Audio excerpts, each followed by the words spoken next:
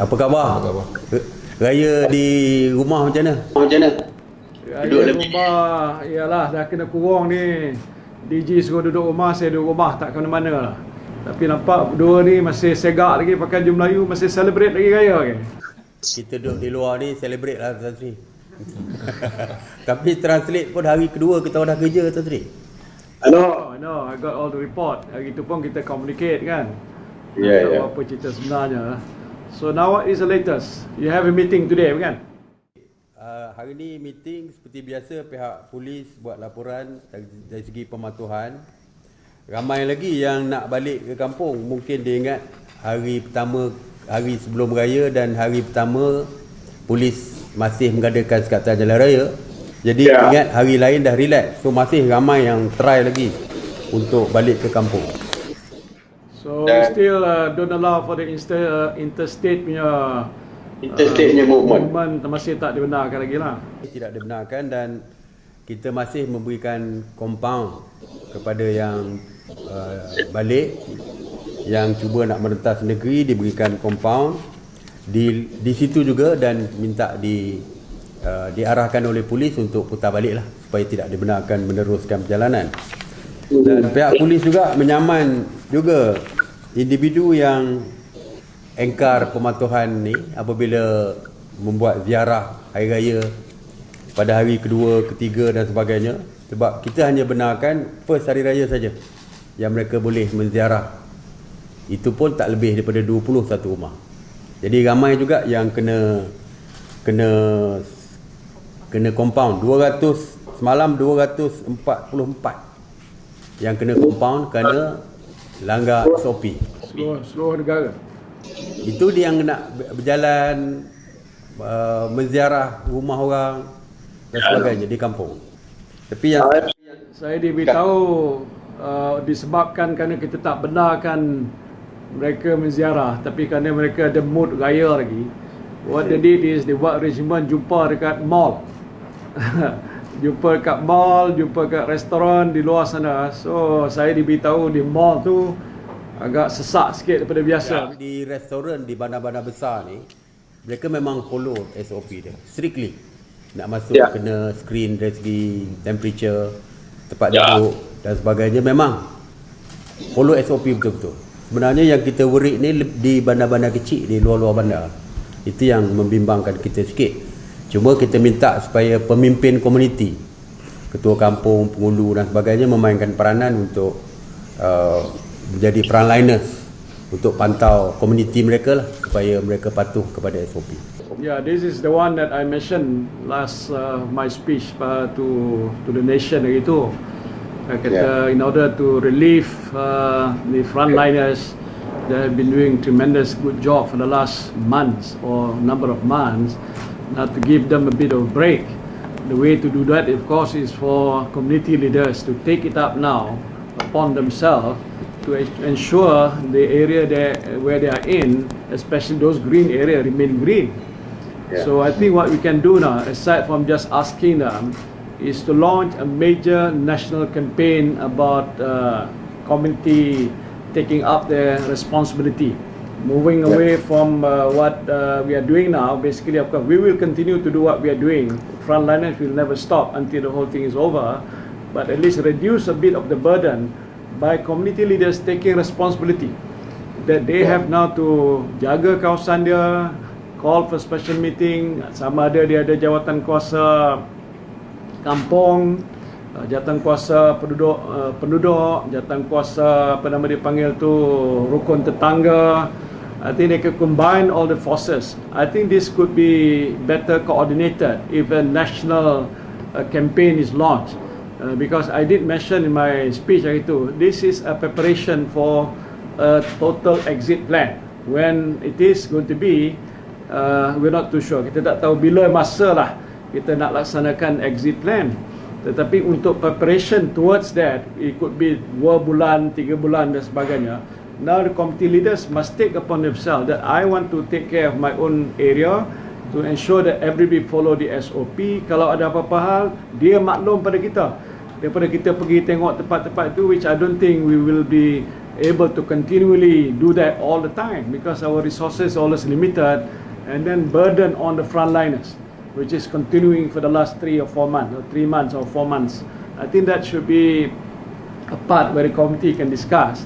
Not been done by MKN, I think by another jawatan kuasa untuk kempen ni, supaya pemimpin tempatan, baik dia penghulu ataupun dia ketua kampung atau pengurusi jawatan kuasa kemajuan kampung, ambil ni sebagai langkah, and that I think can go along with this campaign kita, campaign material in TV, in posters, in flyers.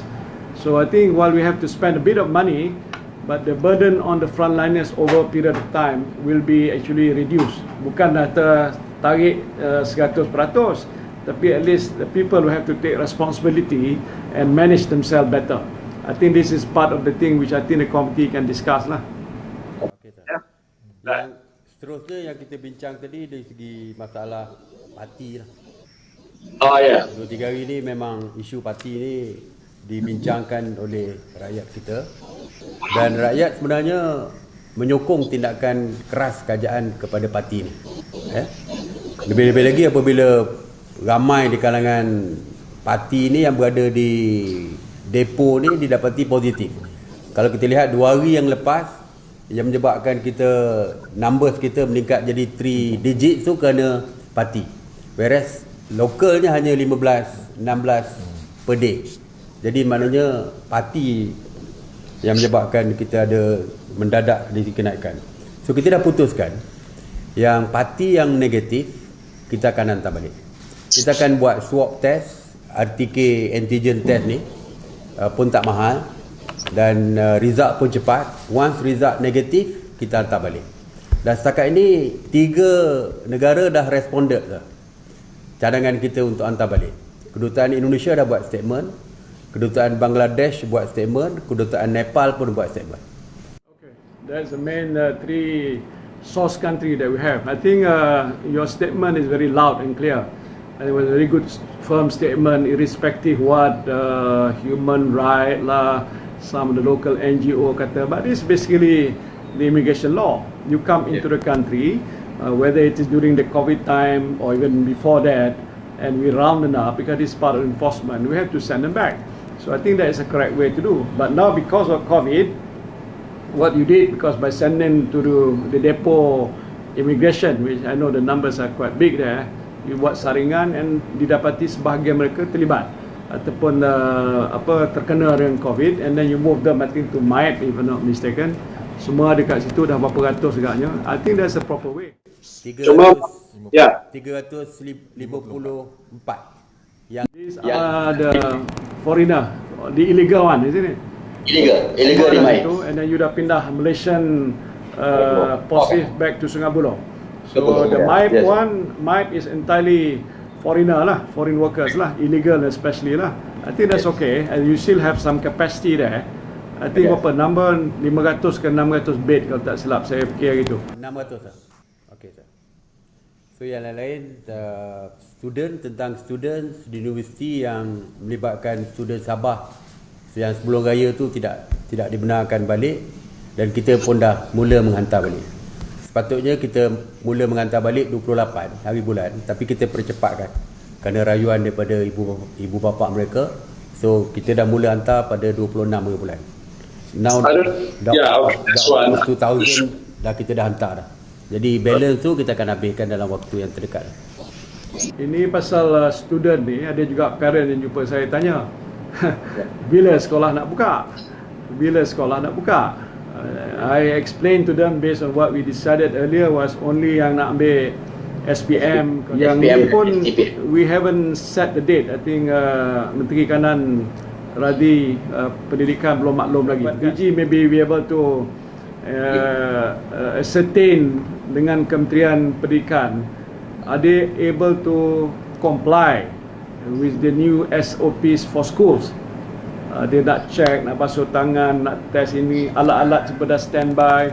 And then dalam classroom yang saya tahu biasanya dekat 40 orang. Mana boleh duduk 40 orang rapat-rapat, now tengah separuh je.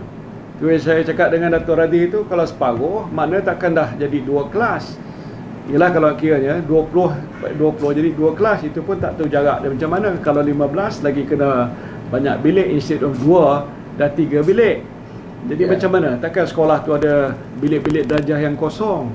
Or dia kena buat sesi pagi, sesi petang. So there's a lot of thing which I did mention to Radhi, that these are the detailed thing before we can say okay, we can start. Mungkin the time is right, katalah peringkat sekolah menengah boleh dulu, katalah universiti soal hal lain. So kalau nak mula, bila nak mula. Tapi kalau preparation di bawah di peringkat sekolah, which involve I think cost, is not been put in place. So and then the schools are not yet quite ready with it, the teachers are not ready. Nak tahu apa ni ujian-ujian yang diperlukan untuk mengelakkan apa demam apa sekali itu dibuat di situ dan sebagainya itu. It's good to go into a bit more detail in next meeting lah. Kalau boleh Dr. Radhi bentangkan macam mana plan sebenar. Tarikh dia kata hanya 2 minggu sebelum sekolah dibuka kan. Barulah dia akan maklumkan. So now indefinite, there's no date yet been fixed. So that's okay, but I think at one point it is guided by KKM view, things are okay, parents are able to manage, the teachers will take care of the kids in school, they follow what the instructions are. And this is what some of the parents are more interested to know. Of course they be guided by our decision. Kalau kita kata tak boleh lah, they just can go to school. So that's the issue lah. Tapi dari segi ibu bapa ni, nampak gayanya dia orang ni masih tak berapa berani nak benarkan anak-anak dia orang pergi sekolah lagi ni. Ya, dia tak berani. Keadaan pun nothing sulah. Yang Datuk Syam yang latest WHO punya keputusan baru ni yang kata lepas 14 hari kalau tak ada apa-apa, walaupun positif, they can now be released from the hospitals and go back home, but they will not be quarantined anymore. That's something latest development. So macam mana tu? Jadi WHO Tan Sri, dia telah keluarkan satu maklumat panduan untuk kita. Jadi dikatakan kalau pesakit tu dimasukkan ke hospital, pesakit yang positif, kita asingkan dan kita beri rawatan. Dan infectivity ataupun kebolehjangkitan tu hanya setakat hari ke-10 saja. Lepas hari ke-10 dah tak ada kebolehjangkitan dah. Tetapi virus tersebut mungkin dikesan dengan PCR, tapi virus yang mati. Kita kata virus shedding ataupun fragmented, cebisan virus yang mati masih boleh dikesan oleh PCR. Tetapi kalau hari ke-10 tak ada gejala, berarti dah virus tu tak berjangkit dah. Jadi kalau macam tu kita boleh discharge hari ke-14. Kajian daripada Kanada dia kata hari ke-8 dah tak adalah kebolehjangkitan. Kebolehjangkitan sampai hari ke-5, 2 hari sebelum gejala dan 5 hari selepas gejala. Itu yang dia laporan yang kita dapat daripada Kanada, daripada Taiwan, daripada Korea, dan baru-baru ni Singapura pun ada keluar. Tapi WHO kata 10 hari. Tapi kita lebih konservatif 14 hari. Kalau 14 hari kita discharge. Regardless PCR positif ke tak positif tu tak penting. Positivity dengan infectivity itu berbeza. Yang kita pentingkan adalah infectivity. Kalau kita discharge tak payah quarantine lagi. Jadi dia boleh balik macam biasa. Berarti kalaupun PCR dia positif, tetapi itu ialah positif yang kita kata virus shedding ataupun positif yang lemah, dan yang tu ialah virus yang mati, cebisan virus yang mati masih dikesan di PCR. Jadi dari pengalaman kita, mula-mula WHO punya guideline ialah kita kena buat test. Test kena negatif 2 kali dalam tempoh 72 jam baru kita balik discharge pesakit tersebut. Tetapi lepas tu kita ubah, hanya sekali je test. Kalau test negatif kita balik-balik. Tapi ada yang pesakit kita duduk sampai 56 hari masih positif. Tapi dah 56 hari di ward. Sekarang ni kita hanya 14 hari, lepas tu sama ada positif ke negatif kita dah discharge. So it's not the possibility, tapi ialah infectivity. Jadi kalau infectivity tu dia tak berjangkit dah, kita dah boleh bagi pesakit tu balik. Ini panduan yang baru yang kita akan jadikan sebagai satu dalam menguruskan pesakit-pesakit kita yang telah tamat 14 hari. Jadi kalau di mana negara dah mula orang kata adopt this WHO punya so-called ruling ke apa semua sekali, mengatakan lepas 14 hari ke 10 hari tadi mereka dah dikeluarkan daripada hospital, walaupun mereka positif. Dan lepas tu makna dah dibuktikan walaupun mereka dah keluar, dia kata dia positif, tapi dia punya ability to infectivity tu mungkin dah tak ada lagi. That is already been tested. Makna katalah orang di mana di negara asal where the kajian has been done, that after 14 days and after 20th day there's no recurrence. No recurrence. Or will they by that time be considered as negative, or they still are positive? Dia PCR positif.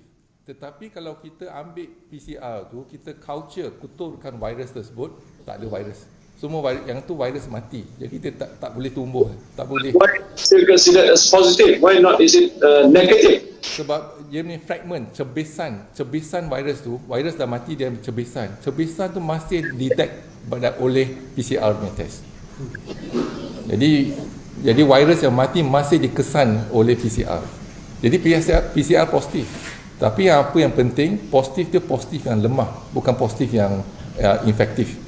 Itu yang sebab tu kita rasa test PCR tu dah tak tepat sebab dia mengesan virus yang telah mati. Jadi kalau kita bergantung pada virus yang telah mati, jadi kita akan pesakit tu akan duduk lama lagi di hospital sampailah tak ada virus ataupun dah clear virus yang mati tu dah di-clear dalam tubuh ni. So if we are adopting it now, basically makna kalau siapa-siapa yang dah positif sekarang ni masuk, so kalau ikut panduan lepas 10 hari, but we still keep them until 14 days. Lepas 14 days, semua ni akan discharge. Irrespective dia positif ke negatif, akan discharge. So ramai akan balik rumah balik lah. So our number as to orang kata dulu yang sudah pulih, di istilah tu pulih ke atau yang sudah balik, bermakna akan berkurangan banyak lah. So mana yang ada dalam hospital sekarang ni kata dah 2 bulan. So by now you want to release them and they will go home. Dia akan balik. So then the number that is still in hospital by the next week or so will be much reduced lah.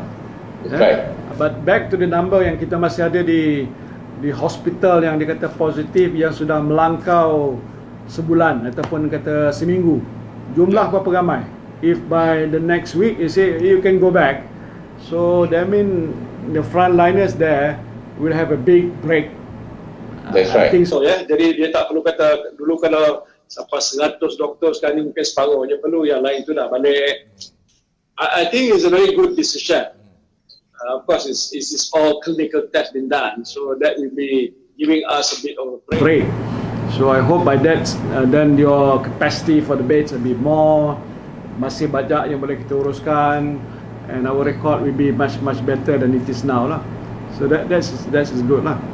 Tapi yang spike of illegal ni tadi masih ada berlaku lah, yang sekarang ni kita bincang pasal illegal workers ni tadi. Setakat ni kita alhamdulillah kalau kita lihat semalam kita mencatatkan rekod iaitu single digit rekod, iaitu kita ada 15 kes saja, 6 ialah kes import, 9 ialah local transmission, daripada 9 4 ialah foreign workers dan 5 ialah kes warga negara Malaysia. Jadi kali pertama kita mencatatkan satu angka iaitu 9 kes malam local transmission, dan kita memperketatkan kawalan sepadan, dan juga semalam kita discharge 42 pesakit yang telah pulih, dan sekarang ni jumlah yang telah pulih lah 6,083 kes, dan kes aktif yang kita ada sekarang ni yang masih positif ialah 1,421. Jadi dengan kaedah baru ataupun panduan baru yang kita ada, mungkin kita akan discharge lebih ramai lagi, akan turun lagi kes, sebab 14 hari kita discharge. Sekarang ni ada yang 21 hari, ada yang 28 hari, yang paling lama hampir 2 bulan duduk situ di hospital. Jadi sekarang ni ada yang masih tak berapa comfortable bila dia kata positif. Kita akan laksanakan culture virus tersebut dan akan buktikan tak ada virus walaupun dia positif PCR.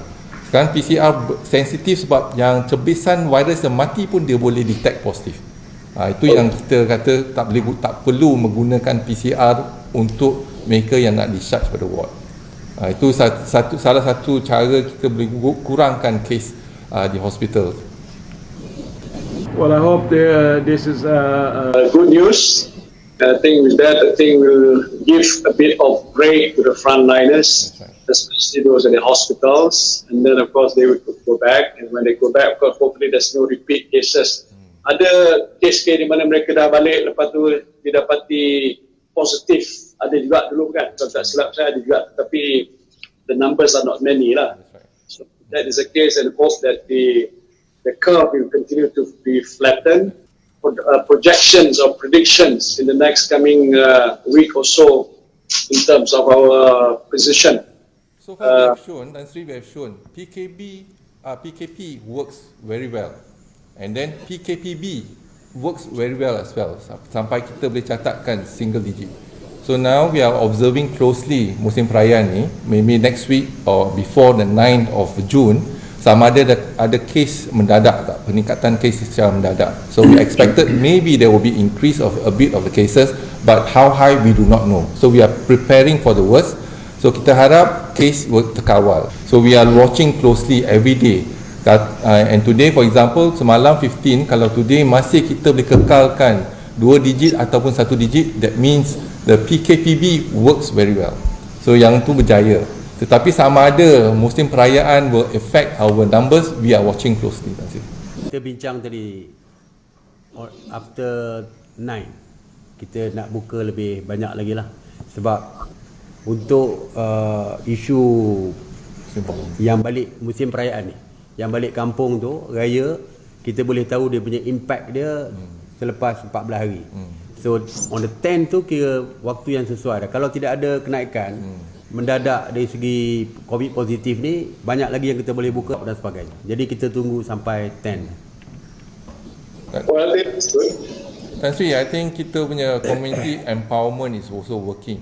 Sebab kita bagi kelonggaran PKPB, yang ni kita empower to the community. Dan sekarang ni sebab kita empower the community, we are seeing also good results.